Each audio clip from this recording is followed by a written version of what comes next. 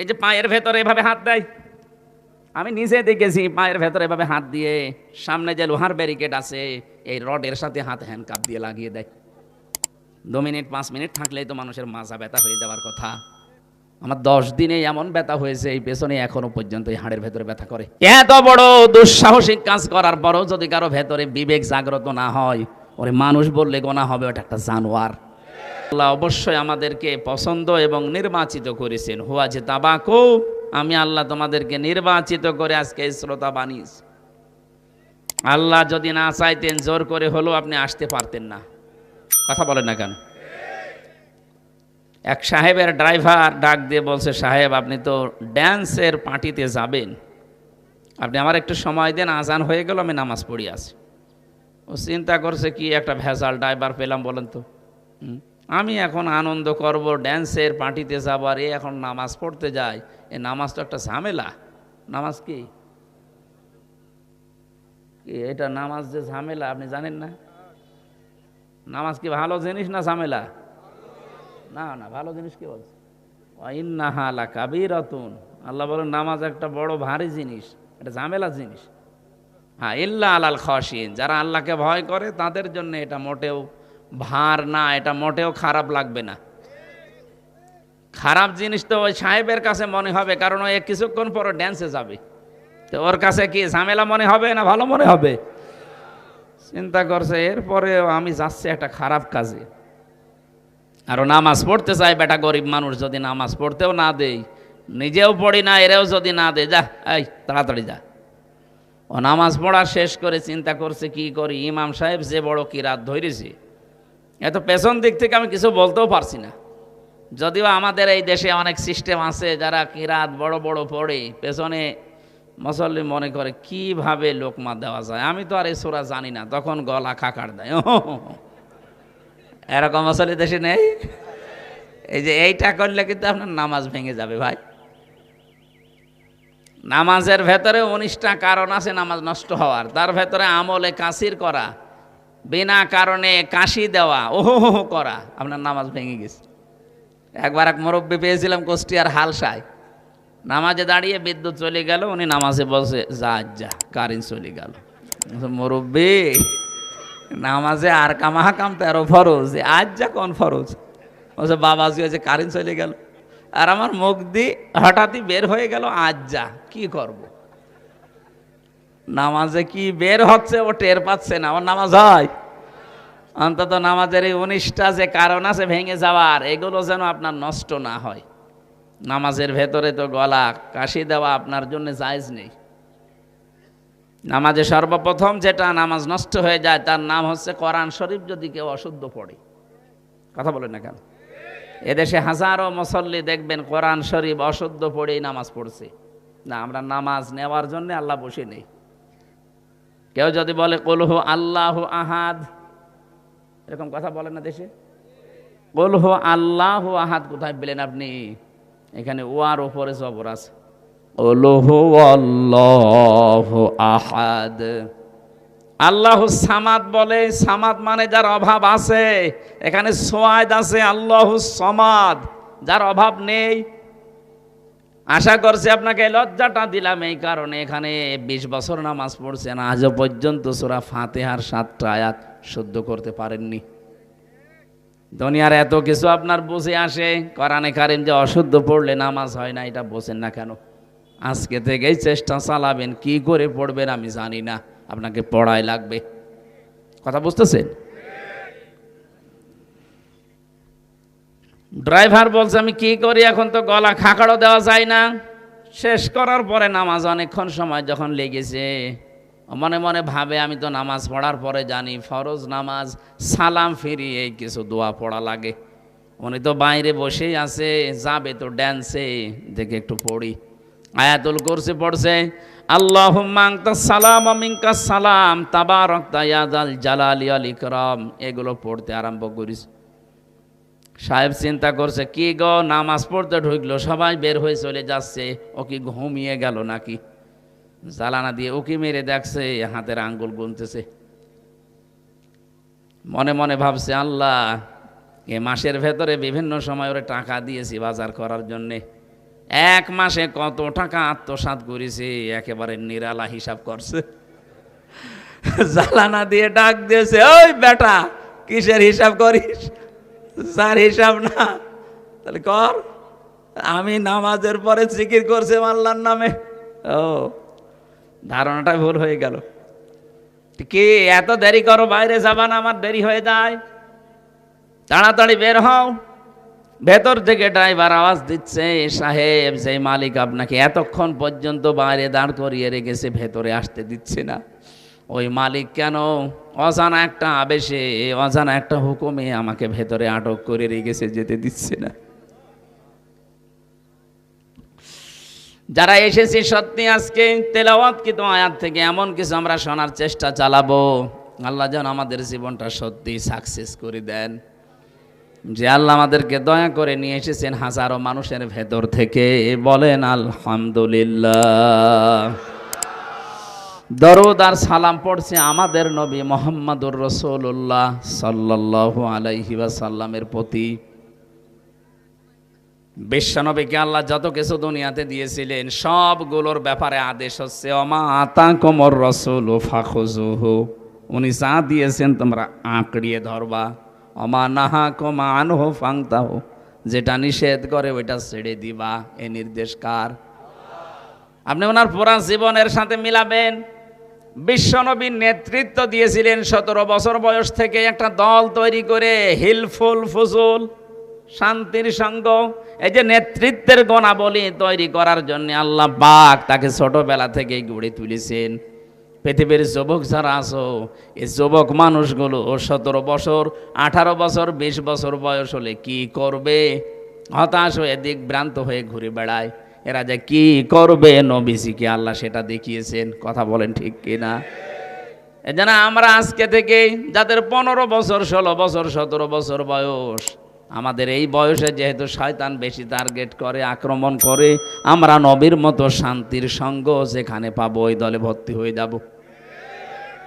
যে দল পৃথিবীতে শান্তি প্রতিষ্ঠা করতে চায়, নেতৃত্বের গুণাবলী তৈরি করতে চায়, আজ দেশে হাজারো মানুষের নেতা হতে চায়, রাজনীতি করতে চায়, নেতৃত্বের কিছু কোয়ালিটি লাগে। আন্দাজে নেতৃত্ব দেওয়া যায় না, দাবিও করা যায় না। নেতা হওয়ার জন্য পড়া কোরআন শরীফের ভেতরে আমি 7টা কোয়ালিটি পেয়েছি। কয়টা? এই দেশে যারা নেতৃত্ব দিচ্ছে, এসে ছাত্রদের বলেন, বুড়াদের বলেন, যারাই নেতৃত্বে আছেন, নেতা যারা, আপনি কয়েকটা বলছি দেখেন তো একটা মেলে কিনা। 1 নম্বরে কেউ যদি নেতৃত্ব দিতে চায়, নেতা হতে চায়, তাহলে তাকে পুরুষ মানুষ হওয়া লাগবে।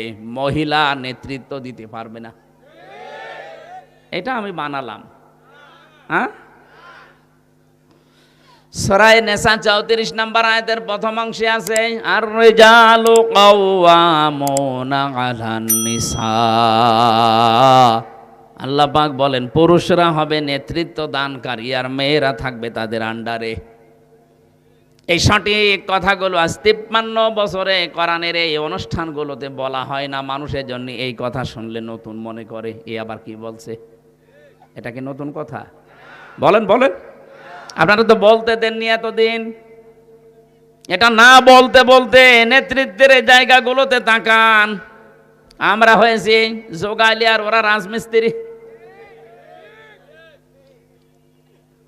আজকে থেকে কোরআনের সিদ্ধান্ত জানলাম, নেতা হতে হলে মহিলা হওয়া লাগবে।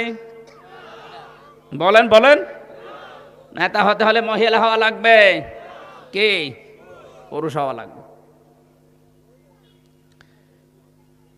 শুধু মাহফিল শুনতে এসে আপনি ধরা পড়ে গেছেন। যারা যেই দলের লোক হন না কেন, কোন মতের লোক, আমার ওগুলো দেখার দরকার নেই। আমি কোরআন থেকে শোনাচ্ছি, আজকে থেকে যতদিন বেঁচে আছেন কোন মহিলা নেতৃত্ব আমি মানি না, আমি মানতে চাই পুরুষের। আমার মনে হয় এটা যদি আজ দেশের মানুষ সত্যিই কোরআনকে জিজ্ঞাসা করে মেনে নিতে পারে, কোন জালেম আর এই চেয়ারে কোনো মহিলা বসতে পারবে না। দ্বিতীয়টা বলবো, এটা একটু ঝামেলা হবে। সূরা বাকারা প্রথম নাম্বার পারা 18 নাম্বার পৃষ্ঠা 4 নাম্বার লাইনের 124 নাম্বার আয়াতে আছে, وَإِذِ ابْتَلَى إِبْرَاهِيمَ رَبُّهُ بِكَلِمَاتٍ فَأَتَمَّهُنَّ। আমি পদে পদে ইব্রাহিমকে পরীক্ষা করেছিলাম। আয়াতের তাফসিরে আমি পেয়েছি আল্লাহ পাক আমাদের জাতির পিতা, যিনি আসল জাতির পিতা, নকলটা না, যিনি আসল, তাকে 50টা পরীক্ষা করেছিলেন জীবনে। কত? প্রতিটি পরীক্ষায় তিনি উত্তীর্ণ হয়েছেন। ফাতাম্মাহুন্না, তিনি পরিপূর্ণ করে দেখিয়েছেন যে হ্যাঁ আমি পাস। আল্লাহ শেষ পরীক্ষায় তাকে বললেন, ক্বালা ইন্নী জাইলুকা লিন্নাসি ইমামা। হে ইব্রাহিম, আমি তোমাকে মানব জাতির নেতা বানিয়ে দিলাম। নেতা হতে হলে পরীক্ষা দেওয়া লাগে। আর আমরা এমন নেতাও পাই যে নেতা কইলকে টানে। কইলকে টানা মানুষ নেই? আমাদের জাতির পিতা ইব্রাহিম নবী নেতৃত্ব দিয়েছিলেন পরীক্ষা দিয়ে, একটা দুইটা না, 50টা। কয়টা? বলেন বলেন। তার ঈমান সম্পর্কে পরীক্ষা ছিল 10টা, আমল সম্পর্কে, কাজ সম্পর্কে পরীক্ষা ছিল 10টা। এই 10টাকে আমি কোরআনে কারিমে 3 জায়গায় 3 10 30টা পেয়েছি। 30 আর ওই 10 40, আর নিজের শরীরের ভেতরে আল্লাহ পরীক্ষা নিয়েছিলেন 10টা। এই 50টা পরীক্ষায় তিনি উত্তীর্ণ হওয়ার পরে আল্লাহ তাকে নেতা বানিয়ে দিলেন। শুধু মুসলমানদের জন্য না, লিন্নাস, মানুষের জন্য। কার জন্য? তামাম দুনিয়ায় যত মানুষ আসবে সবার জন্য নেতা। ইব্রাহিম আলাইহিস সালাম উনি সঙ্গে সঙ্গে বলেছিলেন, ক্বালা ওয়া মিন যুররিয়াতি, হে আল্লাহ, নেতা হওয়া, নেতৃত্ব দেওয়া, এটা কি শুধু আমিই পেলাম নাকি আমার সন্তানাদি যারা আসবে তারাও পাবে? আল্লাহ সঙ্গে সঙ্গে জবাব দিয়েছেন, ক্বালা লা ইয়ানালু আহদিজ জালিমিন।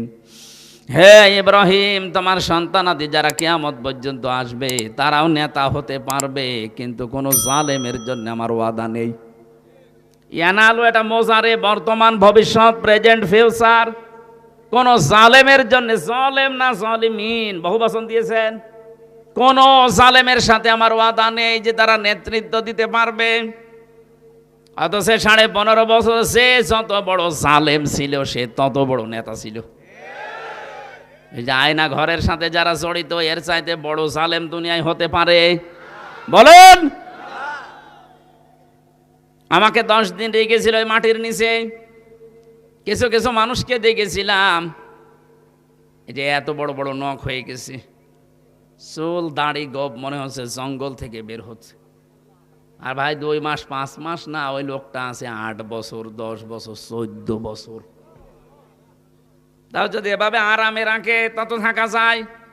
এই যে পায়ের ভেতরে এভাবে হাত দেয়, আমি নিজে দেখেছি পায়ের ভেতরে এভাবে হাত দিয়ে, সামনে যে লোহার ব্যারিকেড আছে এই রডের সাথে হাত হ্যান্ডকাপ দিয়ে লাগিয়ে দেয়।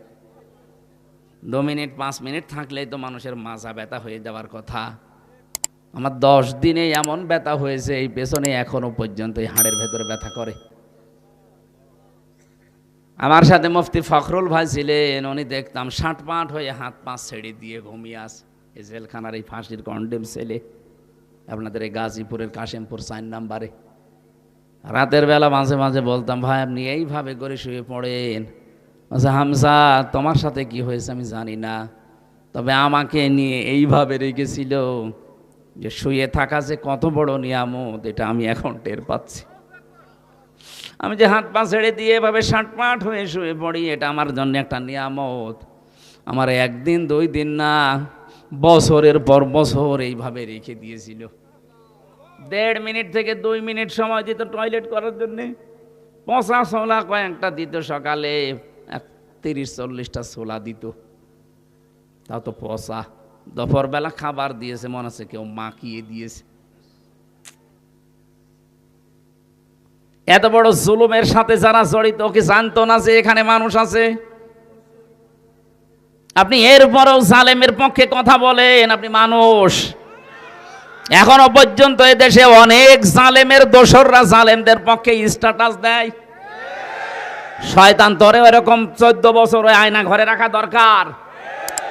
তখন তুই টের পাবি যে মা কেমন লাগে। এত বড় দুঃসাহসিক কাজ করার পরও যদি কারো ভেতরে বিবেক জাগ্রত না হয়, ওরে মানুষ বললে গোনা হবে, ওটা একটা জানোয়ার। তো একটা রিকোয়েস্ট, আপনি যদি এই চ্যানেলে নতুন এসে থাকেন অথবা সাবস্ক্রাইব না করে থাকেন, অনুগ্রহ করে এখনই সাবস্ক্রাইব করে পাশে বেল আইকনটি বাজিয়ে অল নোটিফিকেশন সিলেক্ট করে দিন।